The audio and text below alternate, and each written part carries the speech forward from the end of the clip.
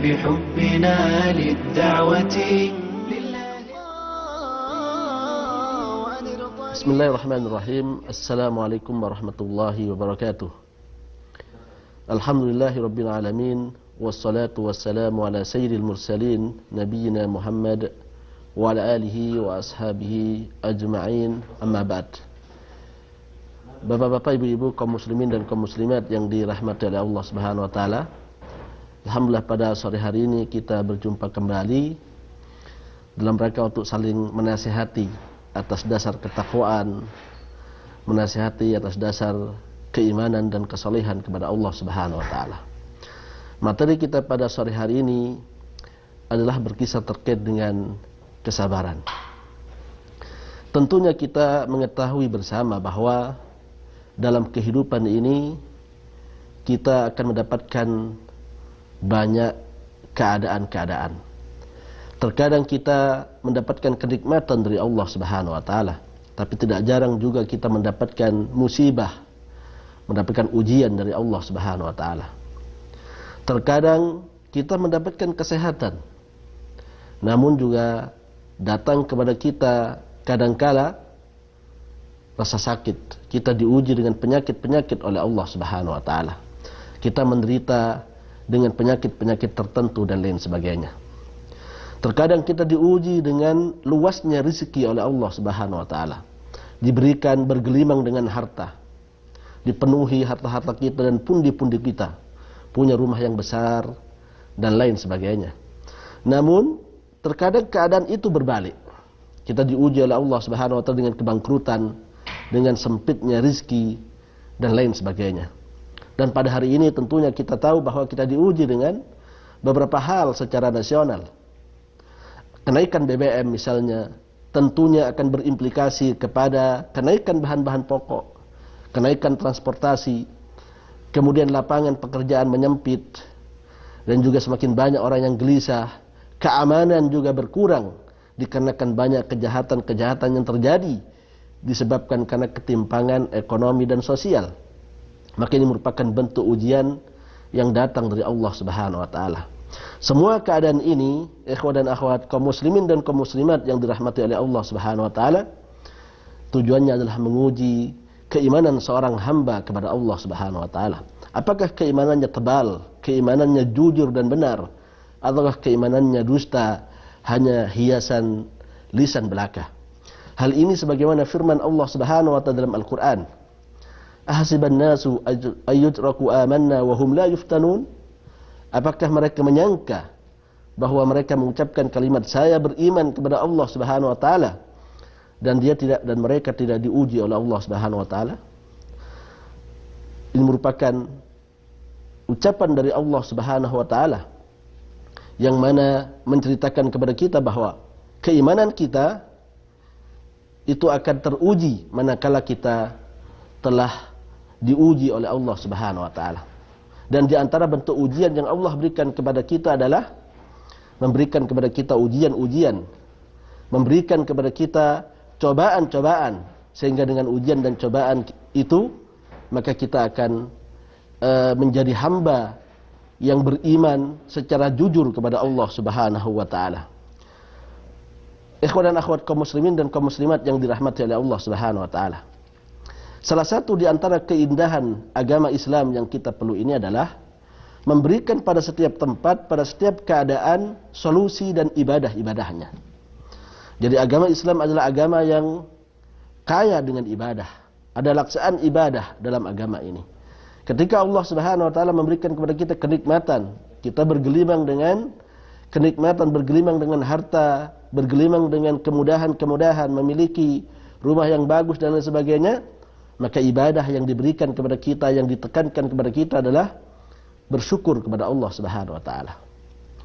Namun apabila Allah Subhanahu wa taala kemudian mencabut nikmat itu, mengganti kenikmatan itu dengan musibah, dengan penyakit, dengan sempitnya rezeki kita, sehingga kemudian kita terjatuh ke dalam kesedihan, kegelisahan dan lain sebagainya, maka ibadah yang lain sudah siap untuk kita lakukan, yaitu bersabar dalam melaksanakan atau dalam menghadapi ujian-ujian dan cobaan tersebut.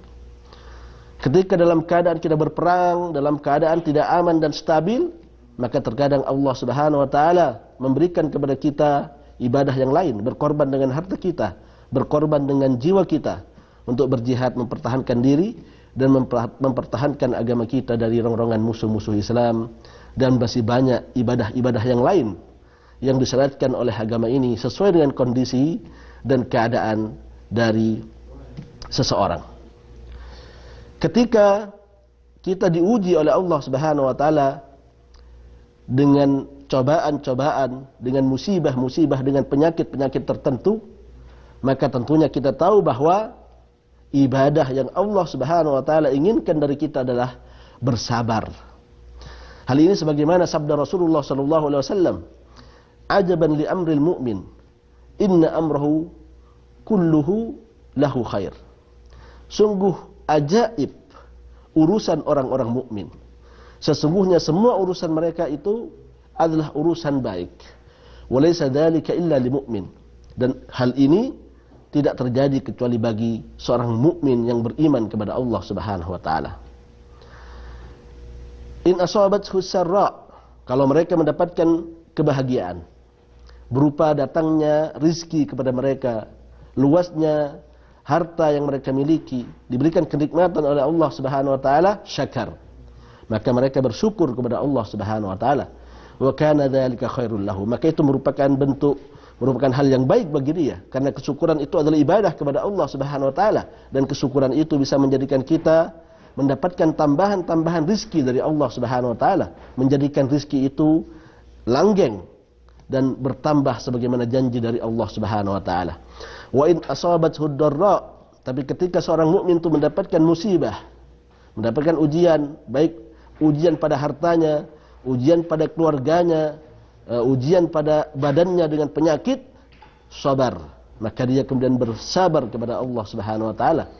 Wa kana dzalika khairul lahu, dan itu juga merupakan hal yang baik baginya, karena ini merupakan bentuk ibadah kepada Allah Subhanahu wa taala, yang mana Allah akan memberikan pahala bagi ibadah tersebut.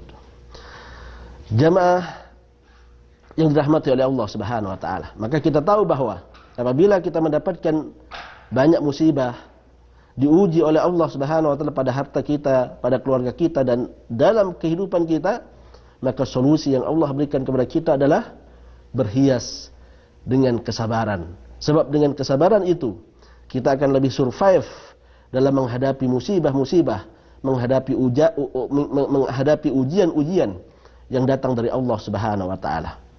Barangkali ada seseorang yang bertanya, apa yang dimaksud dengan kesabaran itu? Sehingga dengan kesabaran itu kita bisa menghadapi cobaan-cobaan dan ujian-ujian. Maka para ulama kita mengatakan bahwa kesabaran, as-sabru dalam bahasa Arab, itu maknanya adalah habsun nafsi anil jaza. As-sabru, kata-kata sabar, merupakan kalimat yang datang dari bahasa Arab, yang maknanya adalah habsun nafsi anil jaza, yaitu menahan diri dari berkeluh kesah.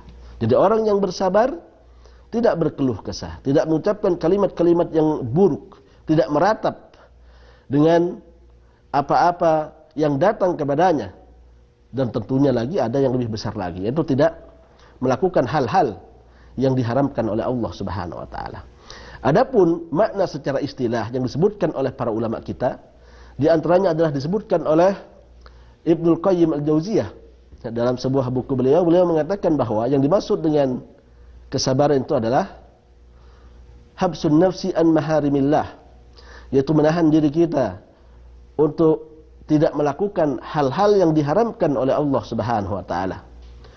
Wa habsuha an faraidihi, dan juga menahan diri kita dan bersabar untuk melaksanakan perintah-perintah Allah Subhanahu wa taala. Wa habsuha anit tasakhuti wasyikayati li aqdarihi, dan juga kesabaran kita untuk tidak berkeluh kesah ketika mendapatkan takdir-takdir buruk berupa musibah, ujian dan cobaan kepada kita. Nah, ini makna sabar yang disebutkan oleh para ulama kita, yaitu Ibnu Qayyim Al-Jauziyah. Dari definisi yang kita sebutkan ini, kita tahu bahwa kesabaran memiliki 3 macam. Yang pertama adalah bersabar melaksanakan perintah-perintah Allah Subhanahu wa taala. Bersabar melaksanakan perintah-perintah Allah Subhanahu wa taala. Hal itu disebabkan karena perintah-perintah Allah Subhanahu wa taala ada unsur taklif, ada unsur pembebanan yang memberatkan seseorang dengan perintah-perintah ini. Maka seorang hamba wajib untuk bersabar, menahan diri dengan perintah-perintah yang Allah Subhanahu wa taala berikan kepada kita. Dan juga sebagian ibadah itu sulit untuk dilakukan, berat untuk dilakukan. Misalnya melakukan ibadah salat, khususnya pada waktu-waktu tertentu, ibadah salat subuh misalnya. Ini merupakan sebuah ibadah yang cukup rumit dan cukup sulit, khususnya bagi orang yang tidak terbiasa melakukan ibadah ini dengan sebaik-baiknya. Namun ketika kita bersabar untuk beribadah kepada Allah Subhanahu wa taala, wajib bagi kita untuk melakukan ibadah ini, salat subuh ini sesuai dengan waktunya, dan tentunya diharapkan untuk bisa dilakukan di rumah-rumah Allah Subhanahu wa taala, yaitu di masjid-masjid Allah Subhanahu wa taala. Di sana juga ada ibadah puasa yang merupakan ibadah yang berat karena meninggalkan hal-hal yang kita sukai, meninggalkan makan yang mana kita suka dengan hal ini, aktivitas ini, meninggalkan minum, kita juga suka dengan aktivitas ini, dan meninggalkan hubungan suami istri. Maka ini merupakan beban yang cukup berat bagi seseorang yang datang dari Allah Subhanahu wa taala. Namun orang yang sabar, dia akan melaksanakan perintah ini dengan sebaik-baiknya, mengharapkan pahala dari Allah Subhanahu wa taala. Contoh yang terbesar dari hal ini adalah Nabi Ibrahim alaihissalam. Ketika beliau diuji oleh Allah Subhanahu wa taala dengan sebuah perintah yang sangat berat bagi beliau, yaitu menyembelih putranya Ismail. Padahal kita tahu Nabi Ibrahim cukup lama menunggu kedatangan putranya. Beliau tidak dianugerahi putra kecuali pada usia-usia senja. Ketika Nabi Ismail sudah mencapai usia balik, dan ada harapan yang besar dari Nabi Ibrahim bahwa anak ini akan meneruskan pekerjaannya, meneruskan tugasnya, sehingga kemudian dia bisa berbahagia dengan hal ini, Allah Subhanahu wa taala menurunkan kepada Nabi Ibrahim sebuah perintah, yaitu untuk menyembelih Nabi Ismail alaihissalam. Hal ini diabadikan dalam Al-Quran. Allah Subhanahu wa taala berfirman mengutip ucapan Nabi Ibrahim alaihissalam, "Ya bunayya inni ara fil manami anni azbahuka fandur madza tara." Wahai putraku, saya mendapatkan perintah wahyu dari Allah Subhanahu wa taala untuk menyembelihmu. Apa pendapatmu? Nabi Ismail yang diuji dengan ujian yang berat juga, yaitu dibunuh oleh orang tuanya, tentunya ini juga ujian bagi dia. Namun tentunya taufik dari Allah Subhanahu wa taala. Kemudian juga sebagai hasil dari tarbiyah orang tuanya, pendidikan yang diberikan oleh Nabi Ibrahim kepada Nabi Ismail, maka beliau menerima perintah ini. Beliau mengatakan, "Ya abati fa'al ma tu'mar, satajiduni insyaallahu minas sabirin." Wahai ayahku, lakukan apa yang diperintahkan kepadamu, saya akan menjadi orang yang sabar insyaallah. Maka ini merupakan kisah yang sangat dramatis terkait dengan keluarga Nabi Ibrahim, diberikan perintah yang sangat berat, dilakukan dengan penuh ketulusan oleh sang bapak dan sang anak, sehingga kemudian Allah Subhanahu wa taala mengganti ini dengan sebuah domba. Bahkan peristiwa ini kemudian diabadikan dengan ibadah yang kita lakukan setiap tahun, yaitu berkurban setiap hari raya Idul Adha. Kaum muslimin dan kaum muslimat yang dirahmati oleh Allah Subhanahu wa taala, sabar yang kedua adalah bersabar meninggalkan maksiat. Meninggalkan maksiat kepada Allah Subhanahu wa taala. Meninggalkan maksiat perlu kepada kesabaran. Kenapa? Karena maksiat menjanjikan kenikmatan. Maksiat memberikan janji-janji bahwa kalau kita lakukan maksiat itu, maka kita akan mendapatkan kelezatan dan kenikmatan. Akan mendapatkan kemudahan dalam hidup kita. Misalnya kita melakukan riba yang merupakan dosa besar, maka ada di situ janji-janji bahwa hidup kita akan lebih baik, rezeki kita akan lebih banyak. Ketika kita melakukan perzinahan misalnya, maka di situ juga ada janji-janji, ada kenikmatan dan kelezatan yang akan kita rasakan dari perbuatan ini. Oleh karena itu, meninggalkan perbuatan-perbuatan maksiat memerlukan kesabaran yang tinggi kepada Allah Subhanahu wa taala. Contoh yang terbesar dari hal ini adalah Nabi Yusuf alaihissalam. ketika beliau diuji oleh Allah Subhanahu wa taala dengan seorang wanita cantik, permaisuri Raja Mesir, yang mana tentunya seorang permaisuri tentunya akan cantik jelita. Kemudian ratu ini tertarik kepada Yusuf alaihissalam. Beliau yang merayu, ratu ini yang merayu Yusuf alaihissalam agar kemudian terjadi perbuatan tidak senonoh. Bahkan mereka juga berada di sebuah ruangan yang sepi. Tidak ada orang yang tahu, berada dalam kamar. Sehingga memudahkan Nabi Yusuf sebenarnya untuk melakukan perbuatan-perbuatan itu. Ditambah lagi, sejatinya ada ketertarikan Nabi Yusuf. Karena Nabi Yusuf orang yang normal. Maka ada ketertarikan beliau untuk meladeni dan melayani apa yang diminta oleh ratu ini. Namun yang terjadi adalah bahwa Nabi Yusuf alaihissalam meninggalkan ini semua. Beliau tidak mau meladeni dan melayani hal tersebut dikarenakan taufik dan rahmat dari Allah Subhanahu wa taala. Beliau bahkan mengatakan, qala rabbis sijnu ahabbu ilayya mimma yad'unani ilaih. Wahai Tuhanku, masuknya saya ke dalam penjara lebih aku sukai dibandingkan saya melayani permintaan dari permaisuri ini untuk melakukan perbuatan zina. Jadi Nabi Yusuf alaihissalam bersabar dengan penuh kesabaran untuk meninggalkan perbuatan dosa dan perbuatan maksiat. Bahkan beliau rela untuk dipenjara, yang tentunya keadaannya lebih sempit, lebih tidak menyenangkan dibandingkan perbuatan zina yang dijanjikan oleh ratu tersebut. Maka ini merupakan sebuah kisah yang sangat luar biasa tentang Nabi Yusuf alaihissalam. Bagaimana beliau bertahan dari godaan seorang ratu untuk tidak terjatuh ke dalam perbuatan zina. Dan ini merupakan kesabaran yang kedua, bentuk kesabaran yang kedua. Bersabar dalam menjauhi maksiat dan larangan-larangan Allah Subhanahu wa taala.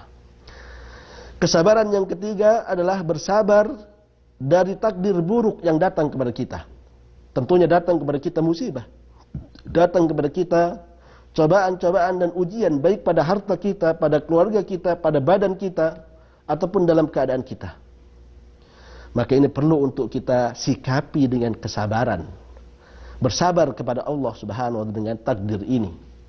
Sebab tentunya kita tahu bahwa ujian-ujian yang datang kepada kita, cobaan yang datang kepada kita, itu dapat menimbulkan kegelisahan, menimbulkan kesedihan, menimbulkan gundah gulana dalam hati kita. Sehingga kemudian dengan hal tersebut menjadikan kita berpotensi untuk berkeluh kesah kepada orang, menyebutkan keburukan-keburukan, bahkan mungkin mencela Allah Subhanahu wa taala dan melakukan perbuatan-perbuatan yang justru dilarang, seperti meratap misalnya. Meratap dengan apa yang dia dapatkan dari musibah tersebut. Atau mungkin dia melampiaskan kegundahan tersebut lewat minuman keras, lewat perbuatan-perbuatan maksiat kepada Allah Subhanahu wa taala. Maka ini bukan kesabaran. Allah Subhanahu wa taala telah berjanji kepada kita bahwa semua akan diuji oleh Allah Subhanahu wa taala.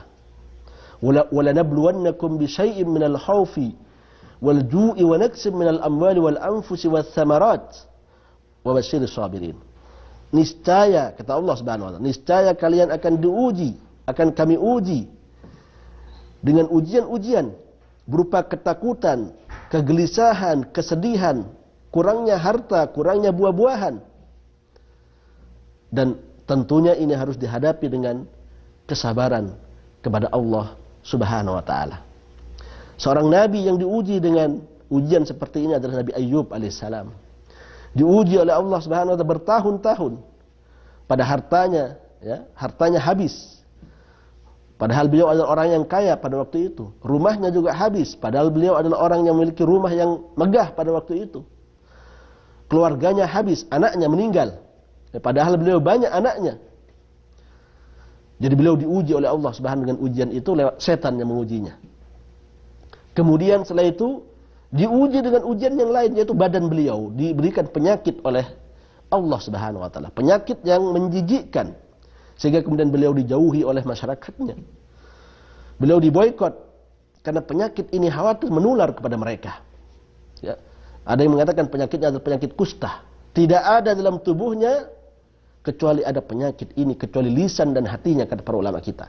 Yang bersih dari penyakit itu adalah lisan dan hatinya, karena lisannya senantiasa berzikir, kemudian hatinya senantiasa dipenuhi dengan keimanan, kesabaran dan ketakwaan kepada Allah Subhanahu wa taala. Makanya kemudian Allah Subhanahu wa taala juga mengabadikan kisah ini. Wa ayyuba idnada rabbahu anni massani ad-dur wa anta arhamur rahimin.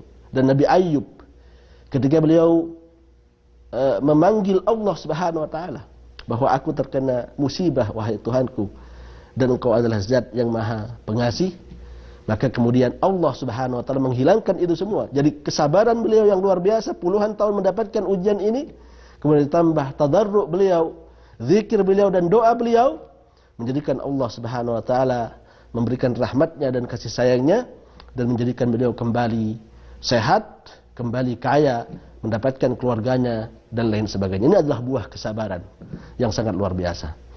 Kaum muslimin dan kaum muslimat yang dirahmati oleh Allah Subhanahu wa taala, perlu diketahui bahwa semua manusia wajib untuk bersabar. Bahkan orang-orang kafir pun wajib untuk bersabar. Karena mereka juga mendapatkan musibah. Mereka juga terkadang bangkrut. Mereka juga mendapatkan ujian dari Allah Subhanahu wa taala. Maka mereka pun wajib untuk bersabar. Bahkan untuk mempertahankan akidah mereka, mempertahankan agama mereka, mereka juga harus bersabar. Makanya salah satu di antara ucapan yang diabadikan oleh Allah dari orang-orang kafir Quraisy adalah ucapan yang datang dari mereka. Mereka katakan, "In kada la yudilluna an alihatina laula an sabarna 'alaiha." Hampir-hampir saja Muhammad menyesatkan kita dari Tuhan-Tuhan kita, kata mereka. Mereka menyembah selain Allah Subhanahu wa taala. Mereka katakan bahwa hampir Muhammad dengan dakwahnya menyesatkan kita dari Tuhan-Tuhan kita. Laula an sabarna 'alaiha, seandainya kita tidak bersabar untuk menyembah Tuhan kita. Jadi mereka juga bersabar. Mereka juga mendapatkan musibah, ya.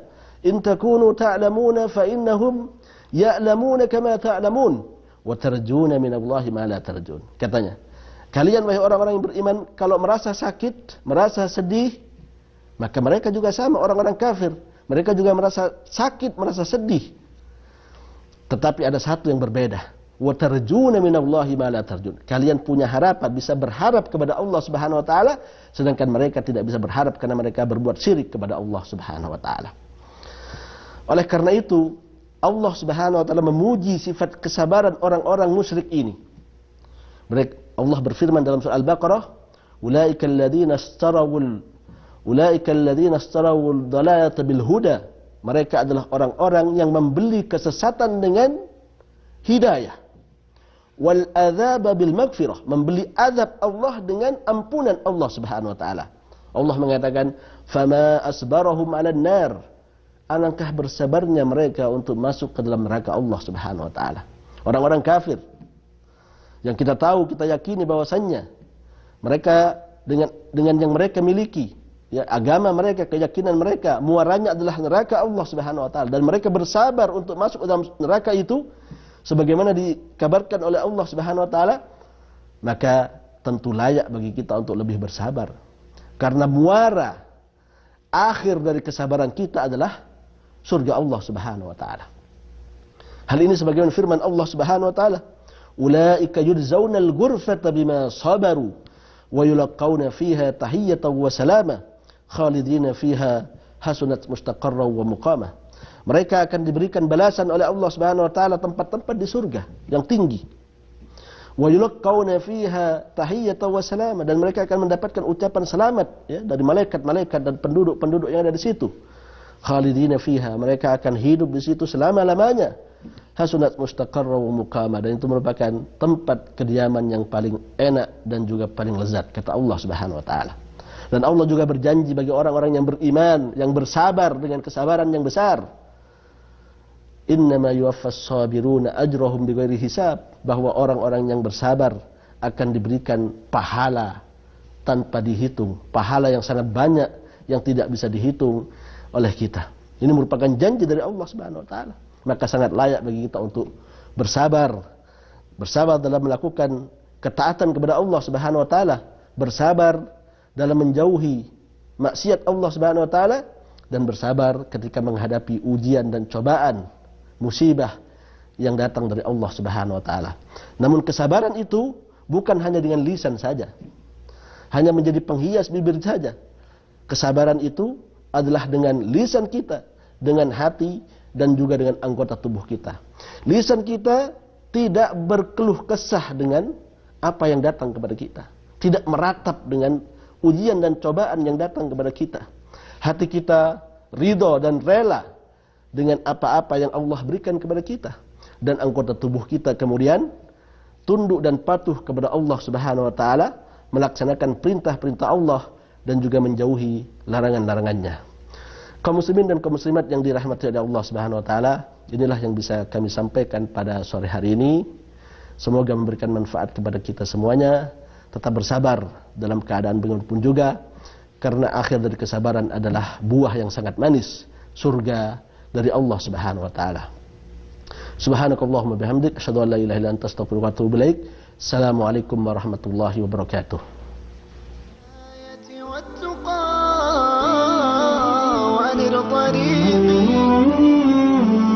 طيب الحياة بحبنا للدعوة لله رب العالمين.